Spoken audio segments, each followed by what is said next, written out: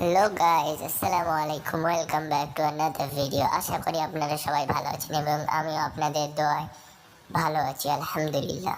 তো প্রতিদিনের মতো আজকেও আমি বাসা থেকে রওনা দিয়ে দিই প্র্যাকটিসে যাবার উদ্দেশ্যে।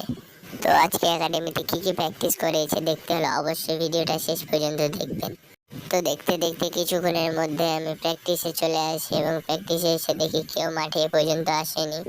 আজকের ওয়েদারটা এ পর্যন্ত মোটামুটি অনেক সুন্দরই ছিল, কিন্তু তারপরে যেটা ঘটলো সেটার জন্য আমি মোটেও প্রস্তুত ছিলাম না। তো কি ঘটলো চলুন।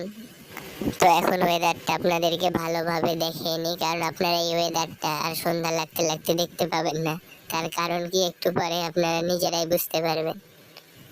এখনকার ওয়েদারটা ছিল একদম রৌদ্রোজ্জ্বল, তো ভালোই লাগছিল।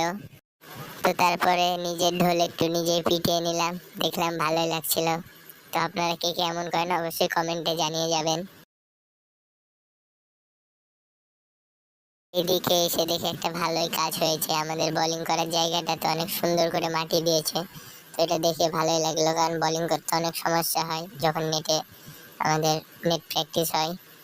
তো যা হোক, এসে আমি আমার ব্যাগটা রেখে দিলাম এখানে, এবং ব্যাগ রেখে দেওয়ার পরে যা হলো আপনারা দেখে হয়ে যাবেন।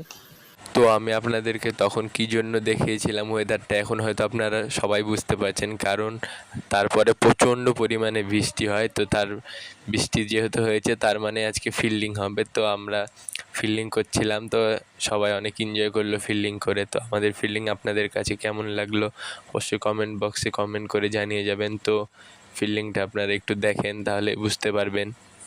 তো তারপর আমরা ক্যাচিং করা শুরু করে দিই, সবাই যে যার মতো এনজয় করছিল। তো ভাই এটা দেখার পরে ভাই আমাদেরকে কি টিপস দিল শুনুন।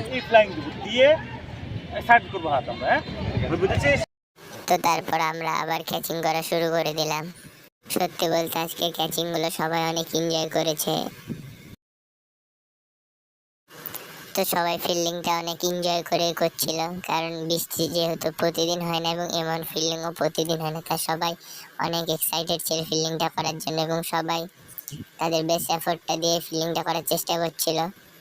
এবং আমাদের ফিল্ডিং করায় যদি কোনো ভুল হয়ে থাকে অবশ্যই আপনারা কমেন্টে জানিয়ে যাবেন কোথায় ভুল হচ্ছে, আমরা অবশ্যই সেটা পরবর্তীতে ঠিক করে নেওয়ার চেষ্টা করব। বেটা তোমার ফিলিংস কি বলো ক্যাচিং ফিল? শালা। তো তারপর আজকে ভাই আমাদের ফিল্ডিং নিয়ে কথা বলছিল, কার কোন জায়গাটায় ভুল হচ্ছিল বা কোন জায়গাটা ইমপ্রুভ করতে হবে। তো সবাই মনে সহকারে শুনছিল। আমাদের ফিল্ডিং আপনাদের কেমন লেগেছে অবশ্যই কমেন্ট করে জানিয়ে